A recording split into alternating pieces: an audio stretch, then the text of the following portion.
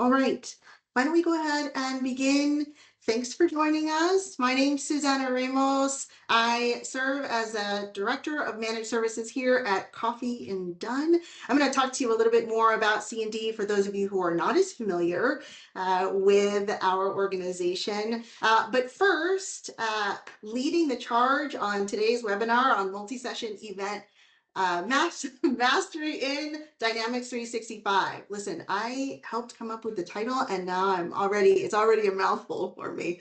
I want to introduce our two speakers today, starting with Paige Paradise. Paige serves as a senior solution architect at Coffee and Done. She has led the charge of dozens of successful implementations. She's been with the organization since its inception over 12 years ago. So I think she knows her stuff, yeah?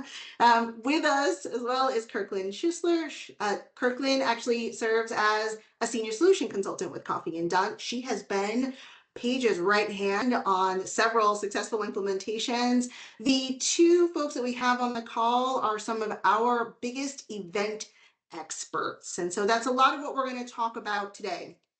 Before we get into it, again, for those of you who are a little less familiar with Coffee and Done, we are a 12 plus year partner with Microsoft.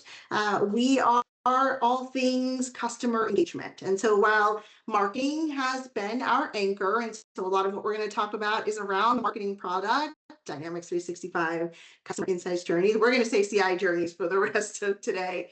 But while that has been our anchor, we span the entire CE suite. So that includes sales, service, contact center. That is our world. And the reason that we look at the entire suite is because we feel like in order to be able to deliver a truly connected customer experience, you have to think about the end-to-end life cycle. So our methodology of plan, build, and run is tied to those exact types of services. So plan focuses on things like organizational planning, go-to-market strategies, account-based marketing strategies. And we marry that with build, which is where we turn that strategic foundation into requirements and a build out of these Dynamics 365 products that will help ensure that you're meeting those goals.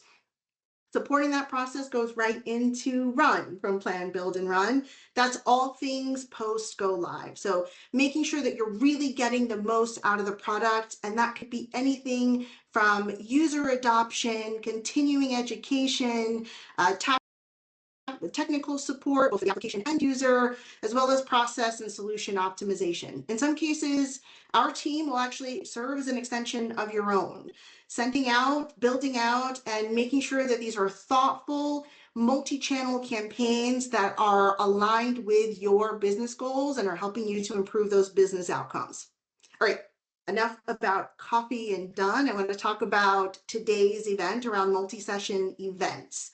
So we're going to start by just setting the stage a little bit. I want to talk with Paige and Kirkland a bit about multi-session events, why they are so complex, some of the challenges that we know that event teams are facing when it comes to putting on a flawless event, and talk a little bit about how you can leverage D365 CI journeys to make sure that you are putting on a truly successful multi-session event.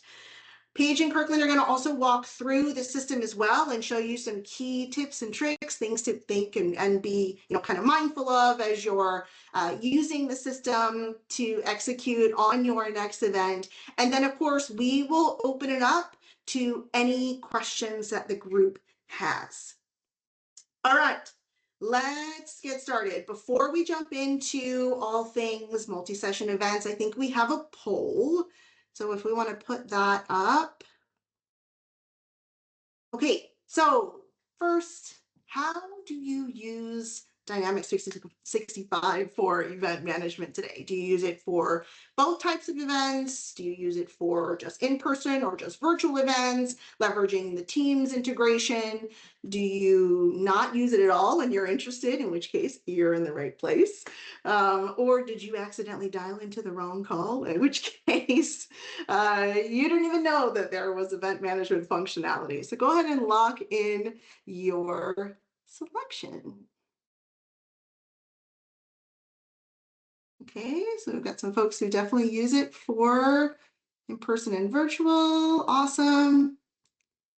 Okay, so you guys have some familiarity with the tool, which is amazing. But I want to take a step back before we talk about the technology and just talk about these types of events, right? So, multi-session events, it sounds like it would be a little bit of a challenge for some event organizers. They're not as straightforward, they're not as simple. You have a lot to think about. So, Paige, why don't you talk to us a little bit about why these types of events in particular can be a bit of a challenge for event teams. Multi-session events aren't just larger in scale, they're strategically more complex. You're essentially orchestrating multiple parts, the sessions, the speakers, the registration page, all the communications associated to the event.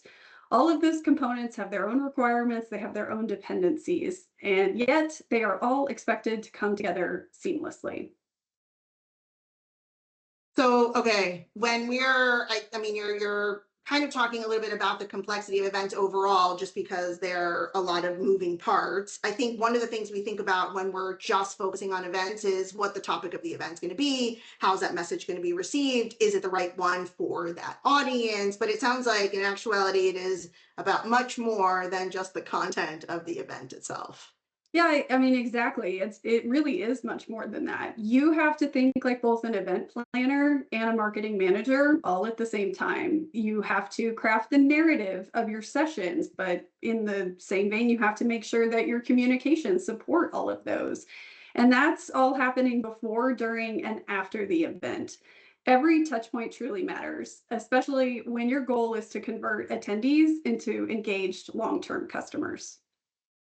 So that, I mean, that's obviously a lot to manage, right? So, Kirkland, maybe talk to us a little bit about some of the common challenges that teams that are trying to put on these flawless events face. Yeah, so I hate to say it, but it's usually the same roadblocks just over and over again Mm. with all clients, which is good in some ways in that we can target the same things to resolve. Um, so one of them, for instance, is event details are often managed in spreadsheets, siloed tools. You might want your marketing somewhere, your CRM somewhere, your event planning somewhere else. But that makes collaboration across your event planning team really difficult, to say the least.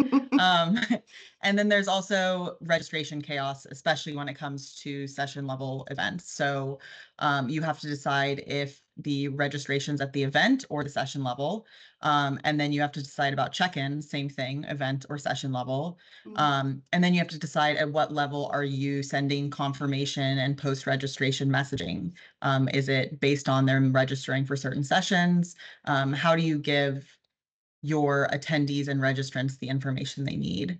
Um, and then on top of that, if you don't do all of that correctly or very thoughtfully and intentionally, um, it only gets harder when you have staff having questions like how many people are attending or what's going or who's going to which session. I want to know exactly the Mm. attendance list or our favorite question, who actually showed up. So these are all questions that can be difficult to have easy, clear answers to if you aren't planning ahead and using a singular system for your events. And let's not forget about manual communications, Mm. which are time consuming, they're prone to errors, they're even tricky to plan out. You can start building communications early, but then any changes in event logistics means you have to painstakingly go back through those emails and make those updates, often, one by one. And if you start building your communications too late, you're then competing with other event planning activities that comes up as the event gets closer. So if you wait till last minute to plan out those messages, your communications plan probably isn't that well thought out, which increases the chance of some of those very important messages being easily overlooked or not sent at all. I love that term, registration chaos. That feels pretty spot on for a lot of the events that I know we've helped clients execute. So, okay, when you have a simple event, let's say your communication is pretty straightforward, you're going to have maybe a know before you go, the invite, the, day of reminders, and maybe even some post event communication. So obviously, if we're just taking that into account and then we add in logistics and all of that, one session alone is complex enough, but as the event scales, so it sounds like does the actual complexity of it as well. So it, when we think about that, we're thinking about operational overhead. Am I on the right track there? Yep. As you're saying, Susanna, like the more balls you're juggling, the more opportunity do you have to drop one. That's hard enough with one event. Imagine if I said execute 10 events all at once. They sound like they're the same, but maybe one session's a little bit different than another. Maybe one session has capacity requirements, one doesn't. That's pretty much what every single multi-session event is like. So Yeah, so no such thing as like a one size fits all, yeah? never. Okay, so $1 million question, and I know you two have all the answers. What is the solution? So how can teams start to manage this kind of complexity more effectively? I mean, our first answer is to start planning as soon as possible. I mean, the more effort and time you can put into the event, it's going to show on the back end. And what you also really need is a unified approach to both planning and executing those multi-session events. One that connects the dots across the entire journey. You have to think through from the registration to the real-time engagement to the post-event follow-up. Start early, plan ahead, and then be ready to execute as the event nears and follow up after the event passes. I don't know if you guys noticed what we did here, but this is where I come in and say, what do you know? Dynamics CI Journeys tends to do all of that. So it brings structure, automation, intelligence to some of the most complex but high impact parts of your event. Think registration forms, things like that. It really is a game changer for teams looking to streamline their processes and deliver exceptional experiences. Okay, well, I think that sounds like a perfect segue. Yeah, let's get into the tool. So, Paige Kirkland, I'm going to take a step back. I'm going to turn it right on over to you. Sounds good. Perfect. I mean, managing events really isn't just about the logistics of saying when's the event happening, where to show up to. It really is about delivering that unified, personalized, connected experience. And that is where Dynamic CI Journeys comes into play. So today we're going to walk you through 4 main aspects of an event: registration, communications, event orchestration, and of course, analytics. And so let's begin with registration. One of the biggest friction points in multi-session events is giving attendees flexibility without overwhelming them. Now, with Dynamics, you can create an event form that lets attendees learn about your event and even select the sessions that matter most to them. Every registration flows directly into Dynamics, so you can easily see which sessions are gaining traction. So there's no more spreadsheets, there's no more manual updates, it's automated, it's clean, and it's scalable. So let's go ahead and dive into a demo. Now with Dynamics, you have the flexibility to embed event registration forms directly on your website. That could be an easy option for you. You can set up a page on your website, drop in the registration form. That might be a good approach. But you have other options. You could host the registration form on a Dynamics provided marketing page, which is what we're showing here. And then there's even a third option where you can use Power Pages portals where you can create, design, and manage all your events in one place. So the key takeaway there, flexibility.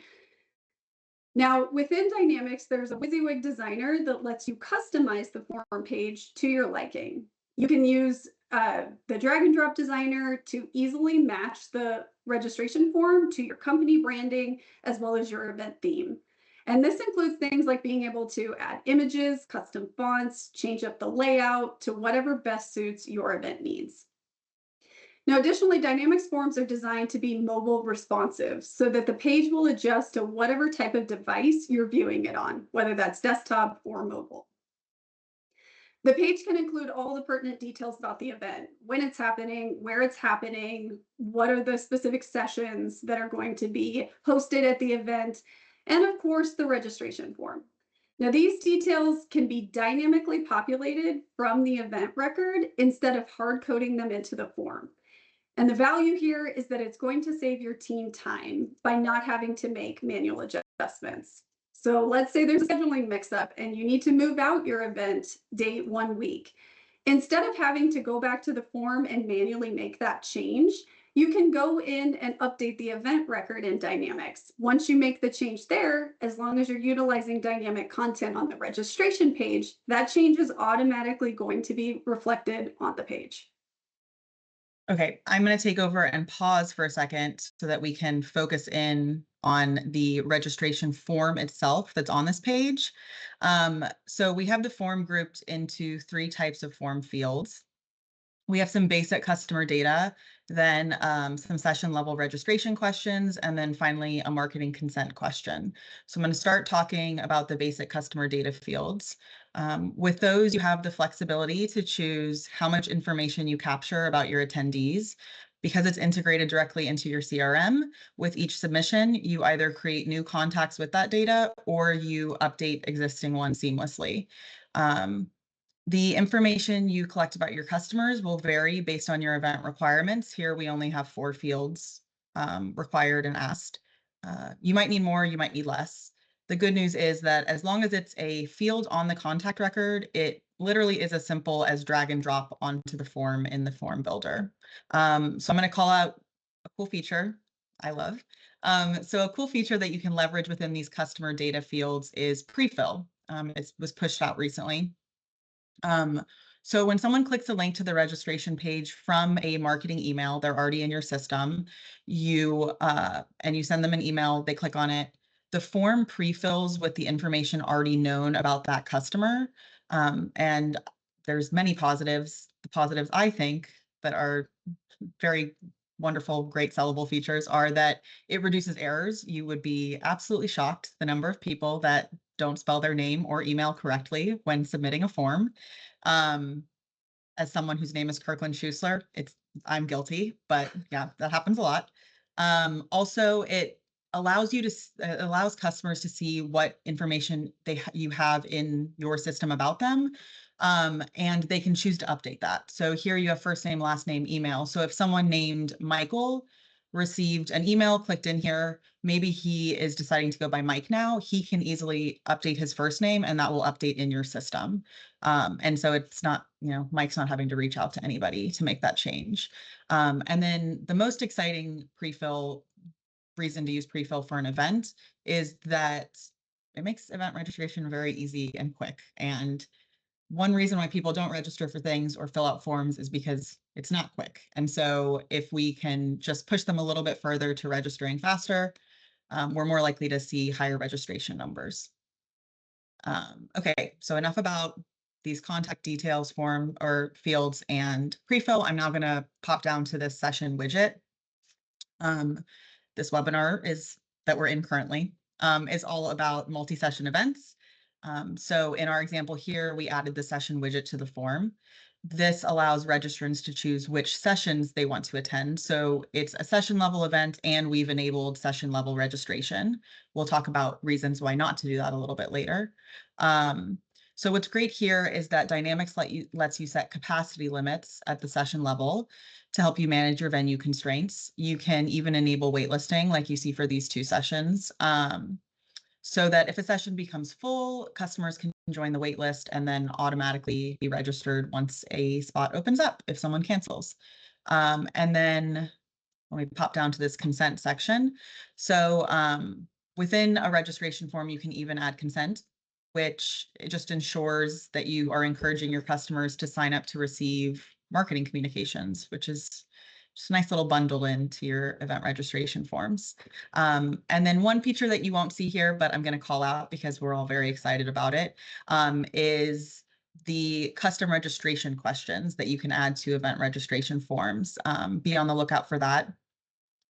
When I say custom registration questions, think food preferences, that's event specific, or t-shirt sizes, also event specific. It is specific to your event, not to your contact. And so you can just drag and drop those in once that feature becomes available in coming months. Perfect. So now that we have a feel for the registration page, let's talk about communications. Now, Dynamics natively gives you 3 channels for sending communications: emails, text messages, and push notifications. Today, we're going to focus on emails, but it is important to note that you have those other built-in channels available to use because they might be part of your event communication strategy. Now, in case anyone in our audience is new to Dynamics, it's important to note that communications are sent from Dynamics using three components: a segment or a trigger, an email, and a journey. Now, the segment or the trigger, that's essentially your audience. The email, your communication, and the journey is the delivery mechanism that sends your communication to your intended audience.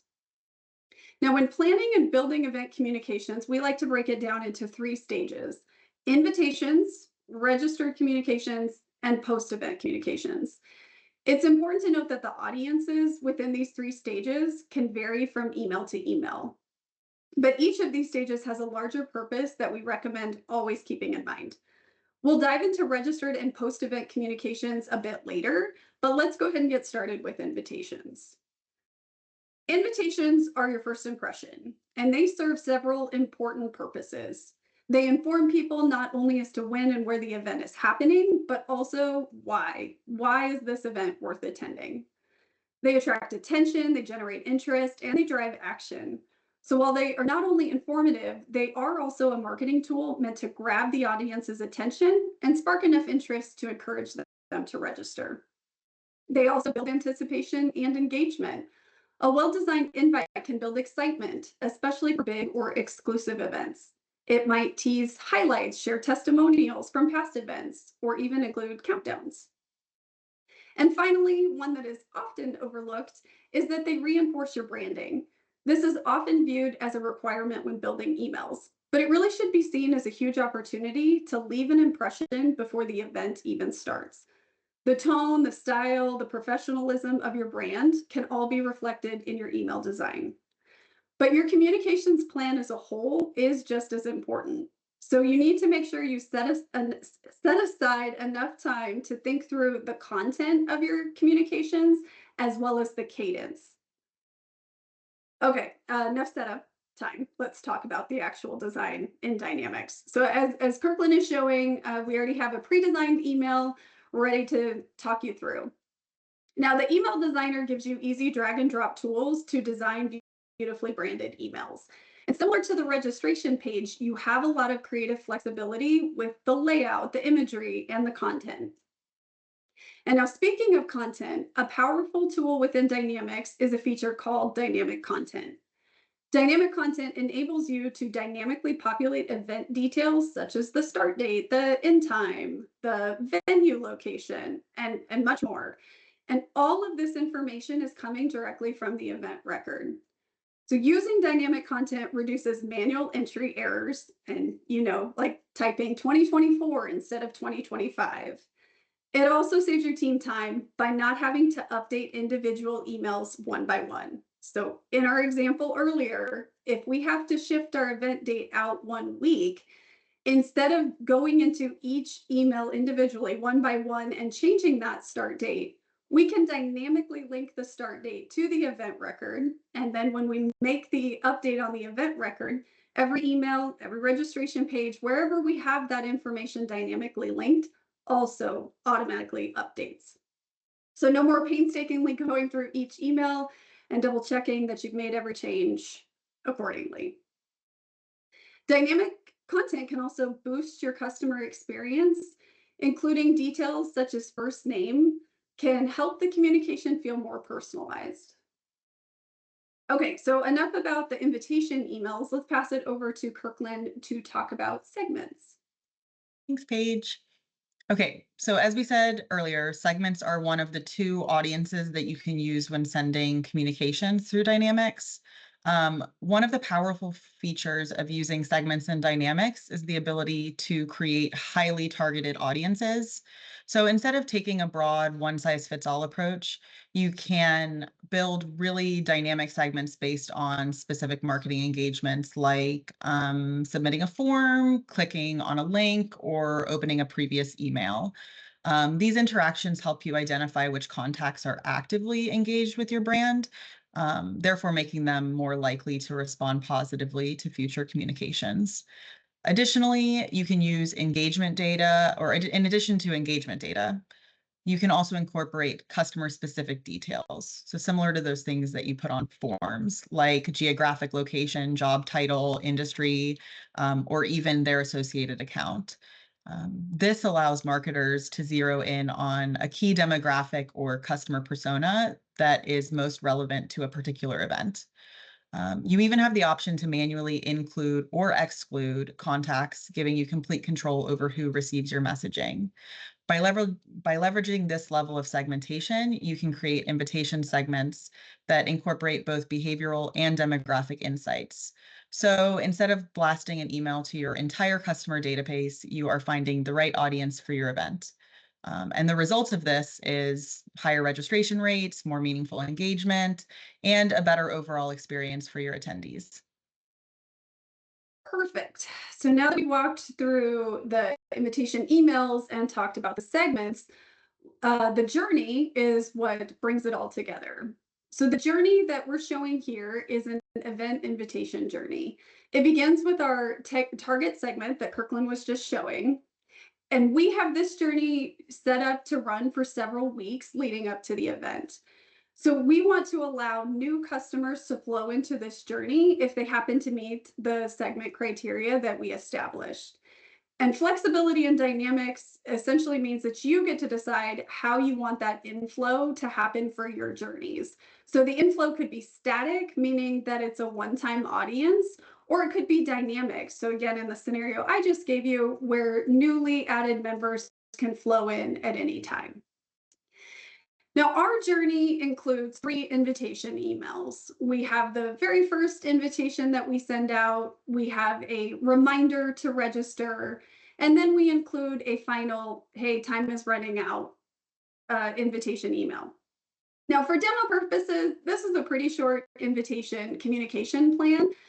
But for those events where registration opens months in advance, you may have several more invitations to include. Now, in our journey, we had predetermined send dates for when we wanted those reminders to go out. So you can see there's specific wait steps. A specific date has been identified in those wait steps. But with Dynamics, you have the flexibility that you can choose specified date and time, or you could even make it more general where they're waiting an amount of time, maybe 2 weeks or 10 days in between those emails being sent. And that really is the good news, is that you have the flexibility to decide which approach works best for your event. And sometimes maybe it might even be a combination of those options. Now, one of the major advantages of adding multiple invitations into a single journey is how much time and effort it's going to save your team. So instead of having to build separate journeys for each invite or reminder, you create one streamlined automated flow that handles the entire invitation process from start to finish. This eliminates the need to manually set up and schedule each individual email. By reducing that repetitive work, you're removing the possibility of forgetting to send out important invitations, especially as it gets closer to the event, where we know it gets a little bit more chaotic. Another benefit is that pre-planning and pre-building your event invitation emails, it really allows you to shift your focus to other event-related activities.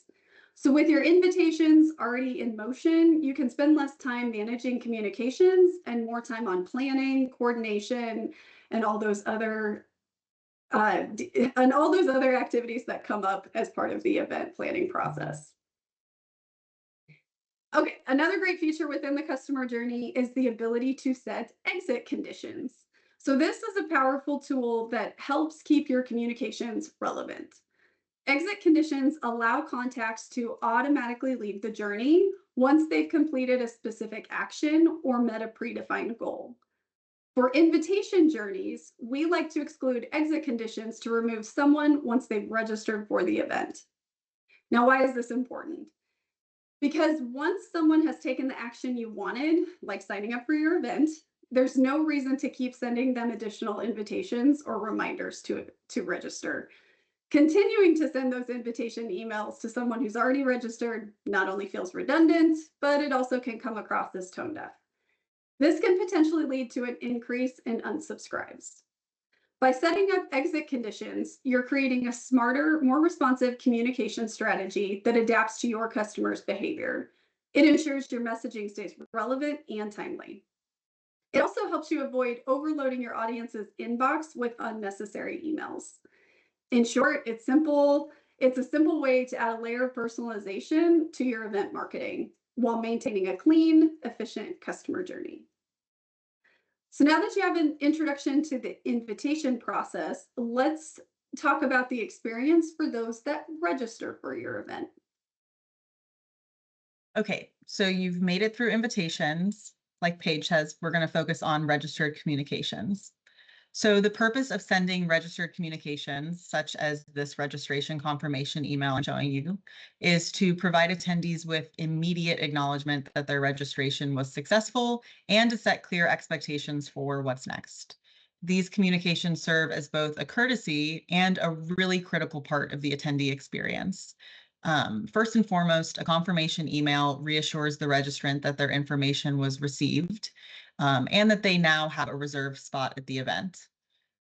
There's nothing worse than registering for something, similar to buying something and not hearing back. So very important.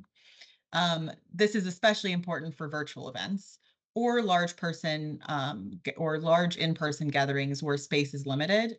You really want to give them that confirmation and assurance that they can come and they will not be turned away.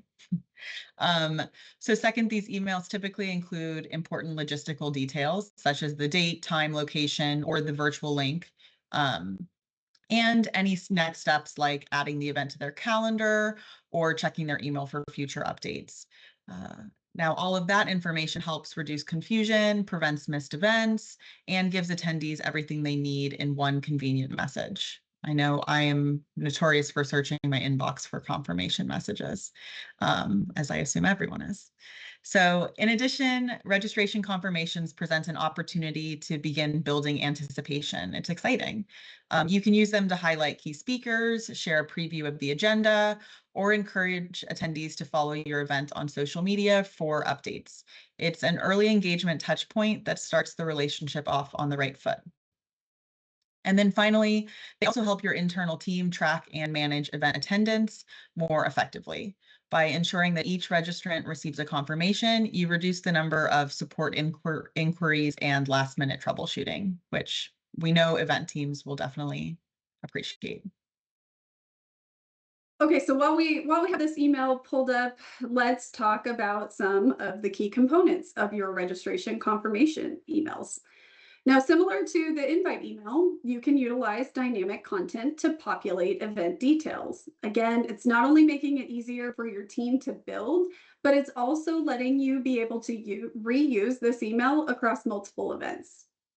We're going to switch over to the preview page within the email designer and really highlight some event-specific elements that Dynamics offers. So let's start with the add to calendar link. Now, when you send an email with the add to calendar link, contacts who register for the event will receive a personalized link to download their agenda as an iCalendar file. What's great here is that you have the option to generate calendar holds for the entire event, for the individual sessions, or even for both. Now, what Kirkland is showing here is an event only add to calendar example. The agenda is outlined in the body of the email, or I'm sorry, in the body of the invite. And then you can see in the invite, we have the title of the event, we have the start date and time for the event, and we even have the location address in the invite itself. Now, all of this information is coming from the event record in Dynamics. It goes back to that data is not being stored in multiple places. It's all living on the event record in one place. Now I'm going to have Kirkland switch back to Dynamics, and we're going to talk through a few more features. So another one to call out is the one that's the most obvious, and it's the QR code. Now, Dynamics automatically generates a unique QR code for each event registration record that's created. You can send this QR code to your event registrants in their confirmation and reminder emails. And what that does is then when they show up to your event, they can present that confirmation email to you. They can show it to you on their mobile device. From there, your event staff can use their mobile device to scan that QR code and quickly check them in. And we're going to go through that process in more detail a little later. But let's keep on the email. Another element that we want to highlight is conditional content. And this is very valuable to multi-session events because you can display the list of sessions each customer registered for within their confirmation emails. So honorable mention, a feature that we want to talk about is one we've been anxiously awaiting, and that is the ability for customers to be able to cancel their own registrations. And this is something that has come up many times for us in the past, and we have had to come up with custom solutions for how customers can cancel their registrations. So we're very excited that this is going to become native functionality very soon. We should see this ability to cancel self-service cancellation in the next few months. Okay, so now that we have the email high points covered, let's see how this looks in a registration confirmation journey. Okay, so once someone registers, you can automatically funnel them into a confirmation journey like the one you see right here, that sends emails with details about your events. This is another opportunity to set it and forget it, similar to the invite journey. With a journey like this, customers will automatically flow in once they register. They'll be held in wait steps defined by you and your team to send a variety of reminders leading up to the event. So within journey goals, or within journeys, goals can be helpful so that you can see your journey performance at a glance. Dynamics comes with a few predefined goals, or you can create your own. Here we've used a predefined. And the goal of this journey is to send a general notification. And our goal is that 20% of the journey audience opened at least one email. This analytics view gives you a quick view of how your journey is performing against the goal. And then my final call out here is similar to that invite journey. We also recommend adding exit criteria to the registration confirmation journey to remove customers if their registration is canceled. So it's a bit different than the invite, but again, still leverage this feature. And we want to do this so that they don't receive any additional reminders. It's a tongue twister if they no longer plan to attend. The purposes here are very similar to removing registrants from the invitation journey. We want the communications they receive to be relevant to them. So if someone cancels their registration and they're still receiving communications about the event, that can be really frustrating and can lead to a negative association with our brand. Okay, so it's great when we have the foresight and the time to be able to plan, build, and go live with all these emails months in advance. But we know that not all communications can be pre-planned. I've never had that happen in an event. I'll let you know when it happens. Yeah, so set it and forget it journeys don't cut it when logistics change, prep work is required, or additional information needs to be collected from your customers. And so that's where agile ad hoc communications are truly essential. In those scenarios, one-off segments like the one used in this journey can help you target specific customers. So for this example, maybe people that are registered for a specific session within the event.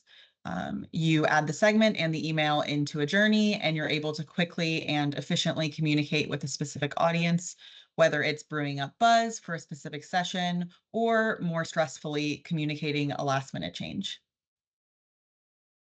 Well, now that we've covered the registration process and the pre-event communications, let's talk about event orchestration because that's really where all the things come together. Now, the event record is the backbone of event planning in Dynamics. It organizes all the details about your event, when it's happening, where it's happening, who's helping organize it, and much more.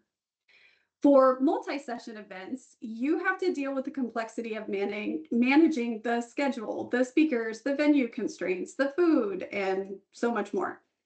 Dynamics helps bring structure to your event planning by allowing you to manage all those session details in a singular location. This includes the speaker details, the session capacity, the session location, even the session format, whether that's virtual or in person.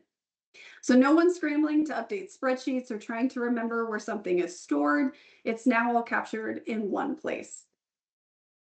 Now, behind the scenes, the system is seamlessly creating both event and session registrations every time someone submits your registration form.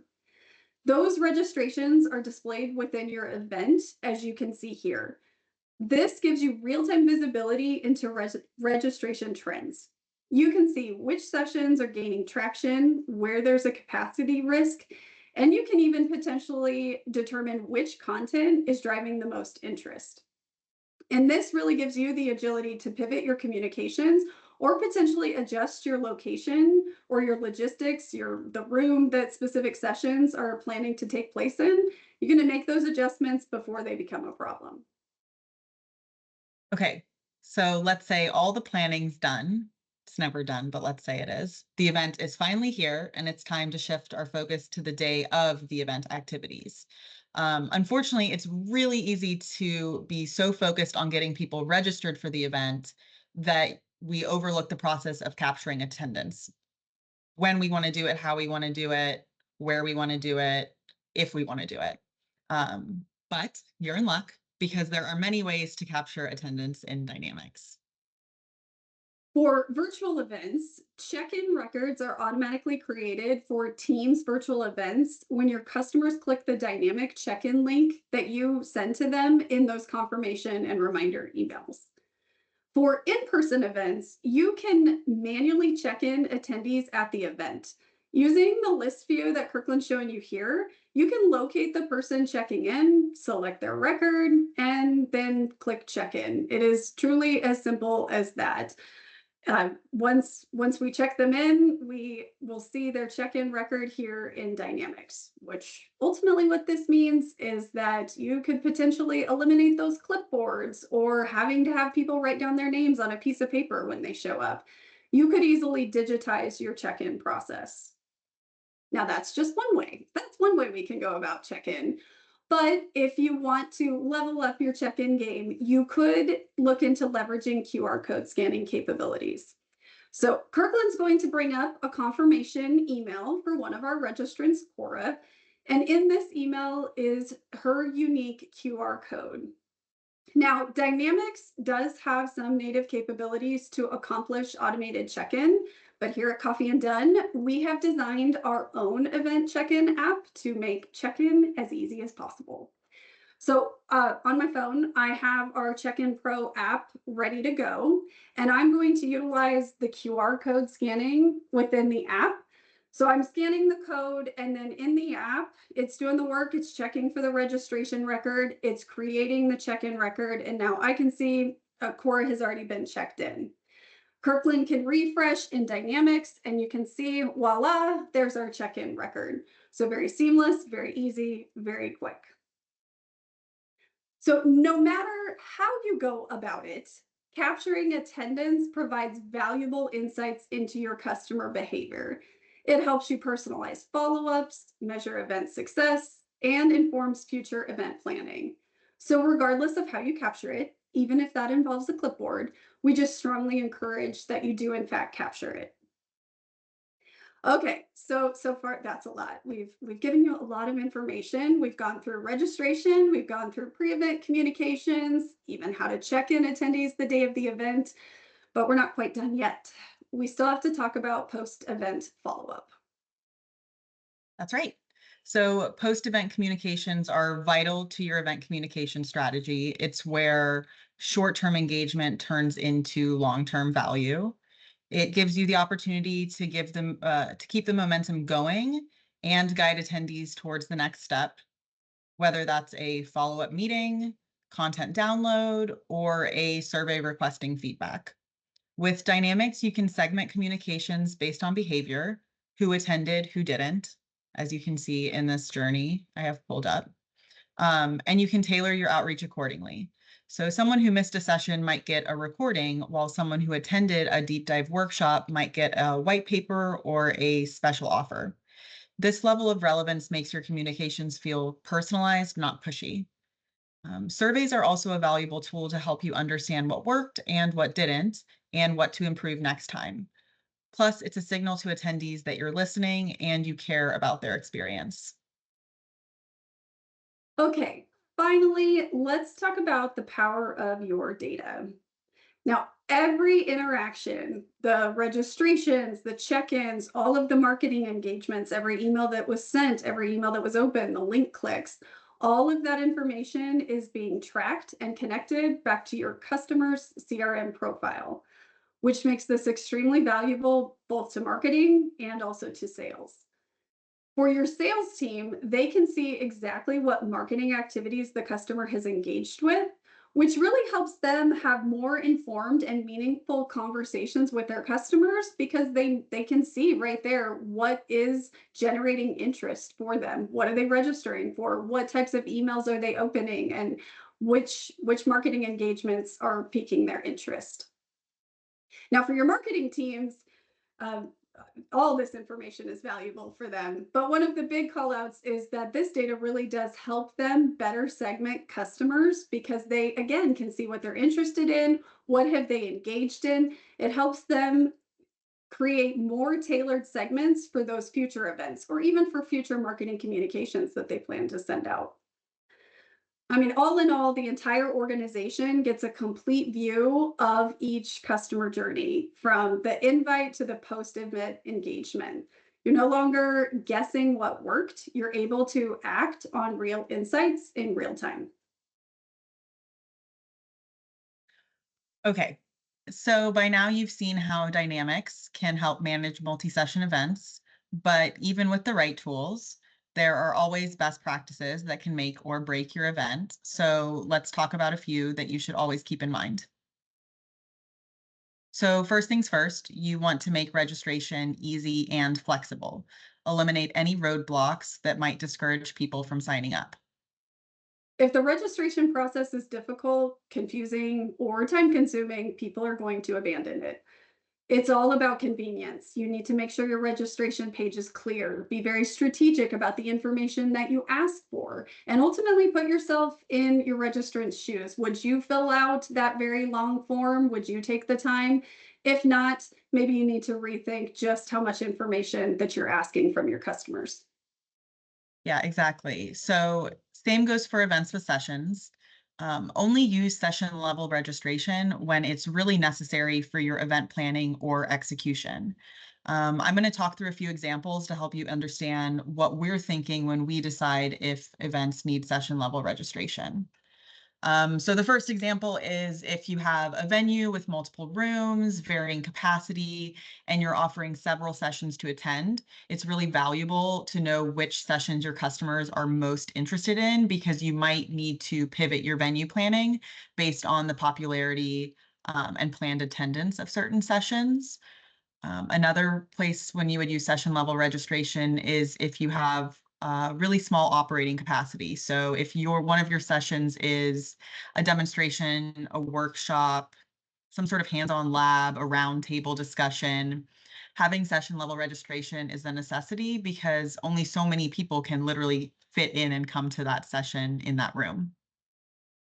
And then another place that session level registration is beneficial is for events that offer something like continuing education credits. So in that situation, it's actually the attendance that's very important. But in order to capture attendance at the session level, you have to capture registration at the session level.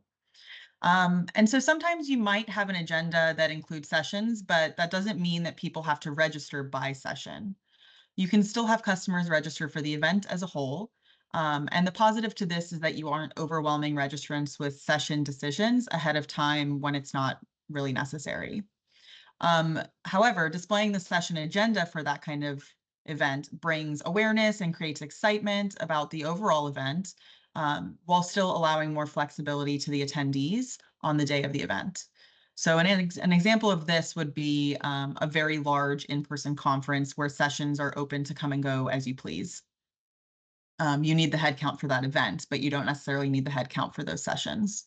And I think really what you need to decide if you're adding session registration is if it's nice to know or if it's actually enhancing the experience, either from the event planning or the attendee side of things.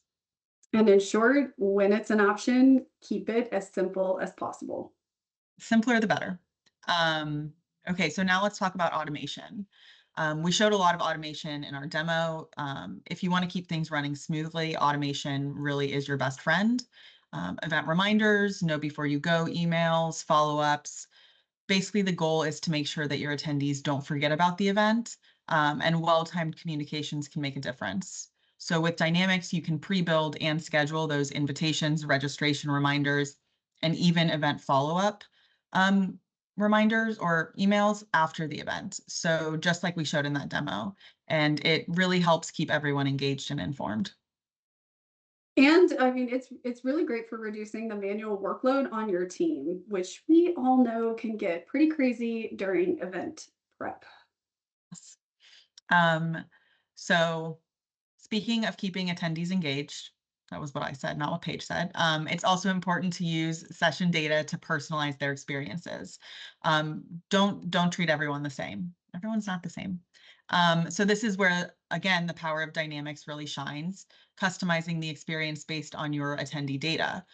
We always recommend tailoring messages to suit their needs. So decide what everybody needs to know, but also segment out information that's specific to smaller audiences when you can. Definitely. And remember that the more relevant your communications are, the better the engagement will be. People are way more likely to engage with content that speaks directly to them. I think marketers often forget about the power of this type of email. Transactional emails can have upwards of 4 times the engagement of promotional communications. So, really make those transactional communications count. And what we've covered so far applies to all types of events, whether that's in person, virtual, or even hybrid. Yeah, so speaking of hybrid events, for a hybrid event, virtual and in-person attendees have vastly different experiences and therefore different questions leading up to the event. So you want to make sure you're addressing both groups.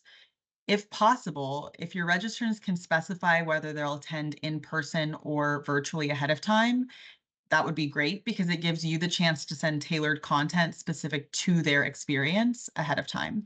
Um, Basically, you don't want your virtual attendees having to read a really long email about in-person parking when it just is not relevant to them. So just always make sure that your virtual attendees feel like they're getting the most value out of the event as well, whether that's through live Q&A, networking, exclusive content. You just want to make sure they feel just as involved as the in-person crowd. Yeah. Okay, on to the last tip, and then we'll pass it back to Susanna. So remember, once your event wraps up, your work isn't done. You need to track engagement and follow up. So a well-timed thank you message or personalized recap really shows attendees that you value their time and participation. When you follow up in a way that feels relevant and thoughtful, it builds trust and deepens your relationships with them. Yeah, if your event ends and you don't have a follow-up plan, you're going to leave money on the table. So with any campaign effort, marketing and sales teams need to use that event engagement to help figure out the next best action. And with Yeah. that, Susanna, we'll let you bring us up. Yeah. Look, thank you both. That was an excellent walkthrough, both just in terms of best practices, but also obviously as we kind of got to see it in action and in the tool. So I know we only have a few minutes left. I do have a couple of questions. So I'll maybe ask, I think we've got time for at least two of them before we wrap. So the first one is, what are best practices for budgeting and allocating resources to maximize event impact? Paige, do you want to take Yeah, that one? I've got a I'll client take in that mind one. there. Yeah, I'll take that one. So now if you were to go to the event record, you're going to see that there's some native capabilities when it comes to budgeting. There's some built-in fields there to capture budgeting and expenses when it comes to events. And that might work for your simpler scenarios. What is already out there might be sufficient. But if you do have more sophisticated requirements when it comes into financial management, you might need something bigger. And we have configured a more holistic budget and expense hierarchy within Dynamics for other clients. And it really gives them the ability to track their budgets across campaigns, events, even business units. And then they can capture the expenses that relate to those budgets, and all of that can roll up into one location. So you can get a holistic picture of the financials of that event, all within Dynamics. You don't have to reference a spreadsheet outside. All with all those details we saw about the events, you could have a financial component right there. Okay, I've got one more. It is, how can organizers measure success of an event beyond just attendee engagement and follow-ups? Wants to take that one? Paige, do you want to start? Yeah, I can. So attendance, I mean, I think we talked about it. Attendance is really important. And depending on the type of objective for the event, other metrics can give you an indicator. So if it's a paid event, you might be looking at the revenue generated from event registration. If it's sponsored or co-hosted events, you may focus on the referral revenue. Another data point might be leads generated from the event. It all depends on your scenario and what we're really trying to measure. Yeah, the other thing that I think is forgotten sometimes, but it's very exciting, is that you're generating content, and that content, it only helps you make a name for yourself, make a name for your brand, boost that recognition, and then that turns into future sales. So it's kind of a multi-step to get there, but hosting your event and being prepared with that plan to create content from it is also a huge success. Yeah, no, I love that. Yeah, you got videos, social posts, social mentions even are even better. What you're putting on your website, all of that can definitely help boost that brand recognition. Yeah. Okay, I know we have more questions. We're actually going to post some FAQs along with, for those who were not able to catch the event today, we'll post this on demand. We'll put those questions up as well as a follow-up for anyone who wants to check it out. But before we jump, I know we've got about a minute left.